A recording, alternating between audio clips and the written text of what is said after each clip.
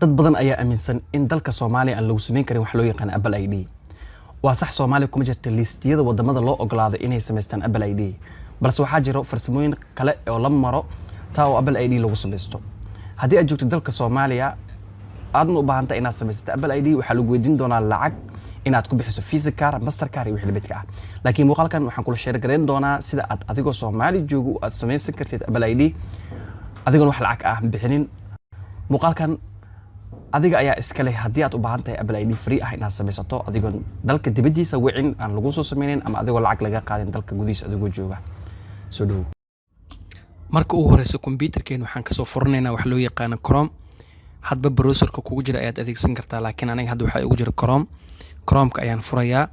intaa kadib waxaan qaybta sare ee Chrome-ka ku qorayaa qaybta searching-ka iTunes download.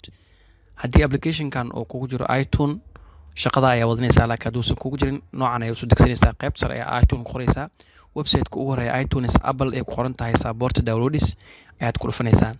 intaa kadib wuxuu ku keeni doonaa iTunes ayuu ku keeni doonaa laba qayb ayuu markaas iTunes-ka u kala bixin doonaa.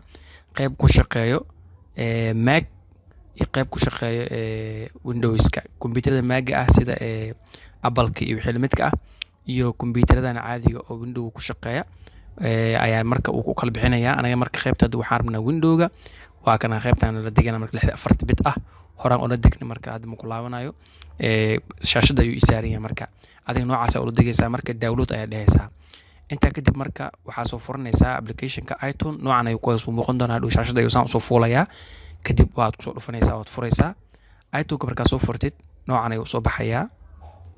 marka noocan soo baxo waxaad sameynaysaa waxaad dooranaysaa qaybta sare ee file iyo edit ay ku qoran tahay ayaa waxaad ka dooranaysaa halka ay ku qoran tahay accounts ayaa dooranaysaa. markaad accounts doorto kadib waxaad dooranaysaa halka ay ku qoran tahay sign in ayaad dooranaysaa. markaad sign in dooratid waxaa ku soo bixi doona marka sida noocan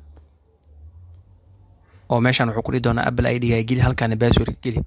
qaybtan hoosna waxaa ku qoran create new Apple ID. anaga marka qaybta hoos u baahanahay oo qaybta create-ka ah create ayaa markaas ku dhufanaynaa. markaan create ku dhufano kadib wuxuu noo soo saari doonaa qaybtan. marka waxaa laga baahan yahay email-ka ama Gmail-ka aad ku sameynaysid inaad haysid.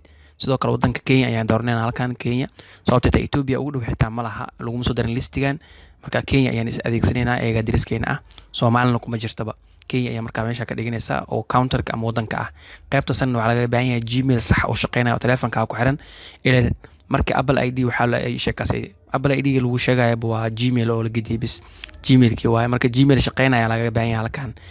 marka Gmail giis halkaan waxaa gelinaysaa password-ka inuu ahaado 8 xaraf sida meeshan ku qoran tahay 8 characters oo yani qayb ka mid ah yihiin xaraf, qayb ka mid ah yihiin number uppercase iyo lowercase inay ahaadaan kuwa waaweyn kuwa yar. marka password inta gelisid intan waa u celinaysaa, labada meel password gelinaysaa. qaybtan ayaa markaasi click siinaysaa. marka intan waa inuu Kenya ku diyaarsanaado wadanka ku saarnaada. marka waxaan leenahay continue marka aan step-ka soo gudubnay qaybtan imaanayna marka oo personal information-ka ah. magacaaga halkaan gelinaysaa, magacaaga first name-ka meesha laga baahan magacaaga. halka kale hoosna waxaa gelinaysaa surname oo aan laga wado sheekas magaca aabahaaga qofka marka ku xigo oo ku dhalay. marka magaca inta ayaan gelinaynaa meesha Mohammed ayaan gelin meesha Ibrahim. halkan marka birth wuxuu ka rabaa marka date of birth sanadka macnaheedu waqtiga xilliga aad dhalatay. marka halkan waxaan ka dhigaynaa labada bisha Agoosto 1996. marka inta waxaa gelinaysaa maalinta bisha iyo sanadka meeshaan gelinaysaa saddexda meel. intaa kadib marka wuxuu ku weydiin doonaa questions su'aal ayuu marka ku weydiinaya. marka saddexdan su'aal waxaa la rabaa inaad sax ugu jawaabtid. lacala hadduu Gmail-ka ama Apple ID hadduu ka dhumo markaas uu ceshinayso oo kale su'aalahan ayuu markaas ku soo bandhigayaa. marka su'aasha harta ka dooran kartaa inta su'aal lagu siiyay mid harta ka dooranay midaas ka jawaabaysaa. hadda waxaan dooranayaa wuxuu leeyahay macalinka aad primary-gaaga aad ugu jecleed aad favorite-kaaga macalinka ahaa markii primary ahayd. marka macallimiin kala jeclaa ma jiro. marka waxaan rabaa marka muhiimadu waa inaad xasuusan kartaa hadhow meesha waxaa gelisay magaciigan gelinaa. marka Mohammed aan iska leeyahay. sidoo kale halkaan wuxuu ku leeyahay waxaad gelisaa mid ka mid ah dooro marka shaqada aad ku riyoonayso uu leeyahay. marka ICT aan gelinaanay ICT aan leeyahay waa information computer technology. hadhow waxaa xasuusan kartaa muhiim ah bis macallin iyo waxaas muhiim ah. intan waxaan dooranaynaa maamulkii ugu horeeyay maamulka ugu horeeyay. marka halkaan waxaan gelinayaa magaca aan xasuusan karo. marka saddexdan su'aal hadhow jawaaboodu wax xasuusan karaa. Abdul Cali weydiiyo jawaabooda waa xasuusan karaa. kadib waxaan leeyahay qaybtan hoose ayaan tagayaa. kadib waxaan leeyahay continue markaan dhaho kadib sidaa ujeediinba wuxuu isoo bandhigaya qaybtan visa car master car qaybta lacagta door uu leeyahay. marka lacag uma baahan waxaan leeyahay non ayaan leeyahay non qaybta freega marka meeshaan haddaa lacag doortid wuu sameynaa laakiin non aan dooranaynaa. intaa kadib marka halkan waxaan gelinaa halka street ay ku qoran tahay waxaan gelinaa wadada يعني wadda marka aan soo horanta magareeyaa jira oo aan soo qorsheeyay oo meesha laakiin Kenya ku taala waa Embaka Allah wada oo meesha ku taala waa naftiga waa adeegsan kartaa Embaka. intaan waxaan gelinaysaa marka halkan road ay gelinaysaa road ku qor halkan ma ku jigaan road aan ku qoraynaa. halkan marka waxaan gelinaynaa caasimada dalkan gelinaynaa Nairobi aan gelinaynaa. marka adoo adeegsan kartaa intaan waa qaadan kartaa Nairobi ayaan gelinaynaa. marka Nairobi gelina halkan qaybtan kale oo xigto Nairobi qaybtan Nairobi aan geliyo qaybtan kale wuxuu kaga baahan yahay code marka passport ayuu baahan yahay passport marka asani waxaa jira lambar random ah oo aan soo qaaday eber 8 eber aan leenahay marka eber 8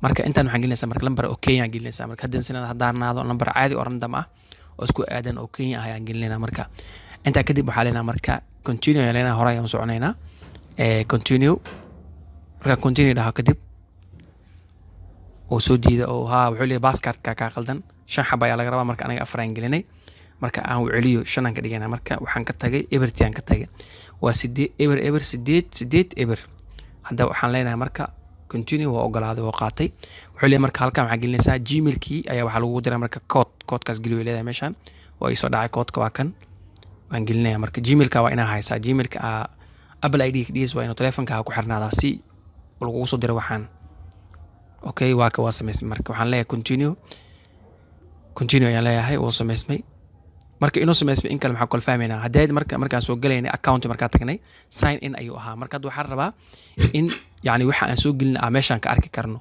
meesha marka account ay tagno hadda sign in ayuu noo ahaa hadda waxaan rabaa marka Apple ID inuu noo soo bandhigo aan sameeyay Apple ID aan sameeyay waa ka soo bandhigay bidaacada eber todo Apple ID gmail-kii aan sameeyay ayuu markaas soo bandhigay ku dhufo password-ka san proweynayna waa ku dhufanaynaa password uu weydiinaa marka password-kan gelinayna password-ka hadda aan sameeyay waa idinka u jeedaan sameeyay halka marka password-kan gelinaa kan hadda u jeedin aan sameeynaa waa bidaacadahan waa Apple ID hadda aan sameeyay waana free wax lacag ah markaasi يعني كوما حرنا ملويدين دون واحد العقم ملويدين دون وفري الصومالي هذا جوكته هذيك سنكرتها مركا تطو حاجة مركا دبد لو وصل سمايو أو دبد هنا وحدان لو سمايو عادي أو سمايو سكرتها ده كمبيوتر هيسيت وما بعنا تكنولوجيا تقانيت وقعت مركا بس ويكس وجد وقعت وكانوا حولي أكسس تونس وقعت عادي وقعت مركا دن وكل عوالين وحنا كرنا نتص مركا قابك أسمينا دي العلا أكشك سنتهاي ماشي وحالينا مركا فيو ما أكاونتس أكاونت كنا تص وجد هذا وحيسو بندقي قبل أي دقيقة بداها